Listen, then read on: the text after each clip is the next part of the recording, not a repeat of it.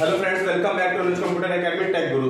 तो आज के इस वीडियो में हम लोग 2D एरे को यूजर के द्वारा क्रिएट करना देखेंगे कि यूजर इनपुट के द्वारा हम 2D एरे को कैसे क्रिएट करेंगे। तो चलिए फ्रेंड्स स्टार्ट करते हैं। प्रोग्राम को हम लोग यहाँ पे प्रोग्राम लिखते हैं, प्रोग्राम में ही आपको मैं समझाऊंगा इसको कैसे करते हैं। ठीक है, तो सबसे पहले हम लोग क्या करते हैं, यहाँ पे hash include stdio.h hash include conio.h।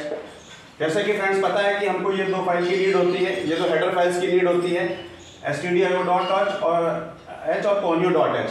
अब हम लोग क्या करते हैं, यहाँ पे हम लोग कांस्टेंट वैल्यू को डिफाइन करने वाले हैं। हैश डिफाइन, यहाँ पे हैश डिफाइन लिखा, रो हम लोग ले लेते हैं, यहाँ पे 100 ले लेते हैं, और कॉल के लिए हम लोग कितना ले लेते हैं, हम लोग 100 ले लेते हैं। ठीक है, यहाँ पे हमने ये कांस्टेंट वैल्यू डिफाइन किया है। मतलब कहने का क्या मतलब है, हमने रो को यहाँ फिक्स कर दिया 100 और कॉल को यहाँ पे कांस्टेंट कर दिया यहाँ पे 100। अब हमको हर जगह 100 वैल्यू लिखने की जरूरत नहीं है। अब इस 100 की जगह हम लोग किसको यूज करेंगे, हम लोग रो को यूज करेंगे, और किसको यूज करेंगे, कॉलम को हम लोग यूज करेंगे। आइए यहाँ पे वॉइड मेन से शुरू करते हैं। यहाँ पे वॉइड मेन लिया, यहाँ पे वॉइड मेन लेंगे। अब हम लोग यहाँ पे कुछ वेरिएबल्स डिक्लेयर करते हैं int a।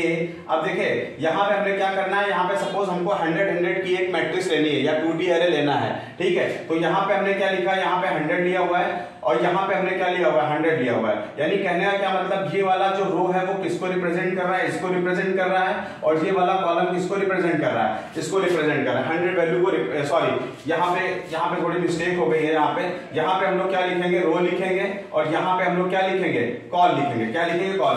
तो ये वाला रो किसको रिप्रेजेंट कर रहा है, 100 को, और ये वाला कॉल किसको रिप्रेजेंट कर रहा है, इस 100 वैल्यू को रिप्रेजेंट कर रहा है। उसके बाद में हम लोग क्या करने वाले हैं, उसके बाद में कुछ वेरिएबल्स लेते हैं। जैसे कॉमा लेके हमने यहाँ पे क्या ले लिया है, कॉमा लेके हम लोग यहाँ पे क्या लिखेंगे, कॉमा लेके हम लोग यहाँ पे r ले लेते हैं, c ले लेते हैं, i ले लेते हैं, और क्या ले लेते हैं, j ले लेते हैं। ये कुछ वेरिएबल्स हमको नीड पड़ेगी यहाँ पे। तो सबसे पहले एक मैसेज देते हैं। ठीक है, प्रिंट एफ यहाँ पे हमको पहले रो और कॉलम इनपुट कराने होंगे कि आप कितनी रो, मतलब 100 में से आप कितने रो चाहते हैं। ठीक है, और 100 में से कितने कॉलम हम लोग चाहते हैं। तो यहाँ पे हमने दे दिया एंटर रो नंबर दे देंगे। यहाँ पे एंटर रो नंबर, यूजर कितने रो को इनपुट कराएगा, यहाँ पे ये दे दिया।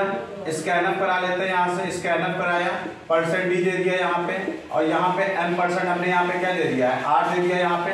ठीक है, तो ये यूजर से क्या पूछेगा, रो पूछेगा, आप कितनी रो चाहते हैं। ठीक है, फिर हमने यहाँ पे printf दे दिया, यहाँ से printf, यहाँ पे हम लोग दे देंगे एंटर, यहाँ पे दे दिया कॉलम नंबर दे देंगे। ये कॉलम नंबर यहाँ पे दे देंगे, आप कितने कॉलम चाहते हैं, आप कितने कॉलम को इनपुट कराना चाहते हैं, इस 100 में से आप कितने कॉलम को इनपुट कराना चाहते हैं। आपके पास यहाँ पे कांस्टेंट फिक्स्ड हो गया है कि जो भी आपकी वैल्यू है वो 100 है, इससे ज्यादा नहीं हो सकती है। क्या हो सकती है, इससे ज्यादा नहीं हो सकती। फ्रेंड्स आपको एक चीज हम अच्छी तरीके से बता दें, जो एरे होता है वो स्टैटिक मेमोरी लोकेशन होता है, स्टैटिक होता है। स्टैटिक कहने का मतलब है इसकी वैल्यू को हम लोग बाद में हम लोग चेंज नहीं कर सकते। अगर आपने 100 की आपने अगर मैट्रिक्स ले रखी है तो आप इसको रन टाइम में चेंज नहीं कर सकते। ठीक है, ये डायनामिक नहीं होता है। मतलब आपने अगर 100 लिया हुआ है, भले ही आपने इसमें से 10 का यूज किया हुआ है, 10 का यूज किया हुआ है, तो बाकी का जो स्पेस है वो क्या हो जाएगा, वेस्टेज हो जाएगा।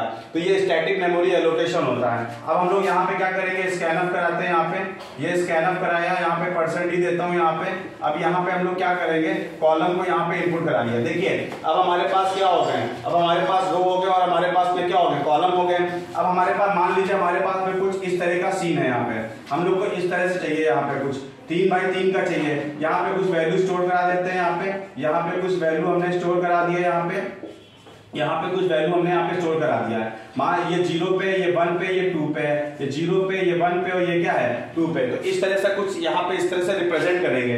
तो यहाँ पे ये वाला क्या है, रिप्रेजेंट कर रहा है, ये रो के लिए है, और ये किसके लिए है, ये कॉलम है। ये हमारे क्या है, कॉलम है यहाँ पे।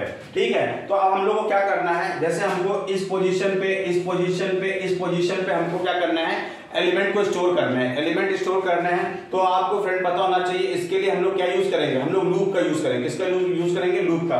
तो आई किसके उसके लिए हमने यूज किया हुआ आई ले रखा है रो के लिए और जे किसके लिए, कॉलम के लिए। सबसे पहले फर्स्ट रो को हम लोग क्या करेंगे, सेलेक्ट करेंगे। सबसे पहले इस वाले कॉलम में हम लोग एलिमेंट को क्या करेंगे, इंसर्ट करेंगे। तो आपको पता होना चाहिए ये जो बॉक्स है वो रो और कॉलम को मिलके बन रहा है। तो ये 0 होगा फर्स्ट टाइम, तो यहाँ पे क्या होगा 0 0, फिर यहाँ पे 0 1, फिर यहाँ पे क्या होगा 0 2, यानी रो नहीं चेंज होगा बल्कि कॉलम क्या होते रहेंगे, चेंज होते रहेंगे। तो हम लोग लूप चलाते हैं यहाँ पे for i is equal to कहां से स्टार्ट करेंगे, 0 से स्टार्ट करेंगे।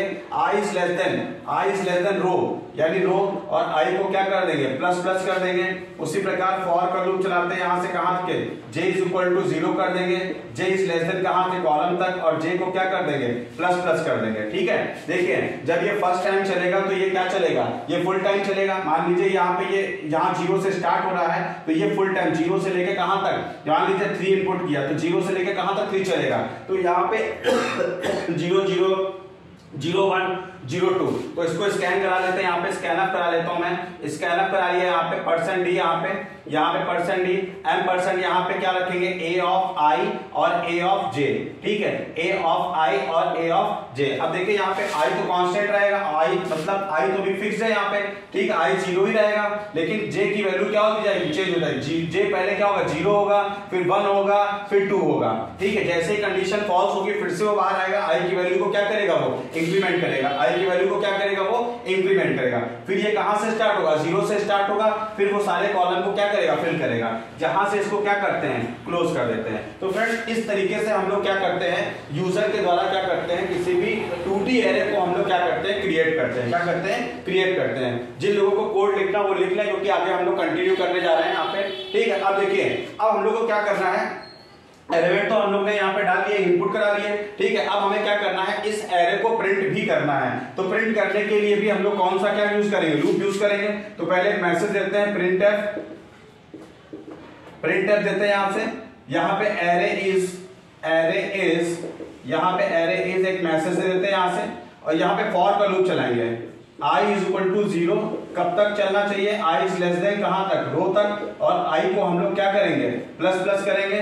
फिर फॉर चलाते हैं यहाँ पे, j इज इक्वल टू 0 से लेके j is less then call तक चलाएंगे, और j को क्या करेंगे, प्लस प्लस करेंगे। यहाँ पे प्रिंट एफ कराते हैं, यहाँ पे क्या कराते हैं, प्रिंट एफ कराते हैं। यहाँ पे %d लेते हैं, यहाँ पे %d लेने के बाद क्या करेंगे, यहाँ पे a ऑफ i और a ऑफ j को क्या करते रहेंगे, प्रिंट करते रहेंगे। फ्रेंड्स यहाँ पे जो लूप हमने इनपुट करने के लिए यूज किया था, सेम लूप हम लोग यहाँ पे यूज करेंगे। बस वहां पे स्कैनफ यूज कर रहे थे, यहाँ पे हम लोग क्या करेंगे, प्रिंटफ यूज करेंगे।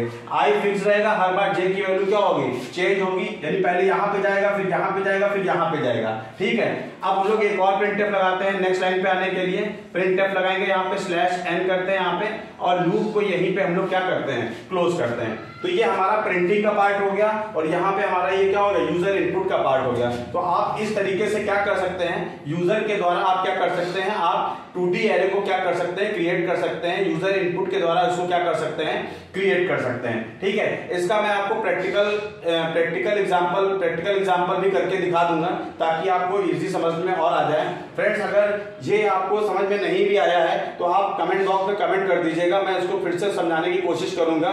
ठीक है, दूसरे मेथड से समझाने की कोशिश करूंगा। अगर ये वीडियो आपको आज का पसंद आया है तो इसको लाइक, सब्सक्राइब और शेयर करना ना भूलें। Thank you friends.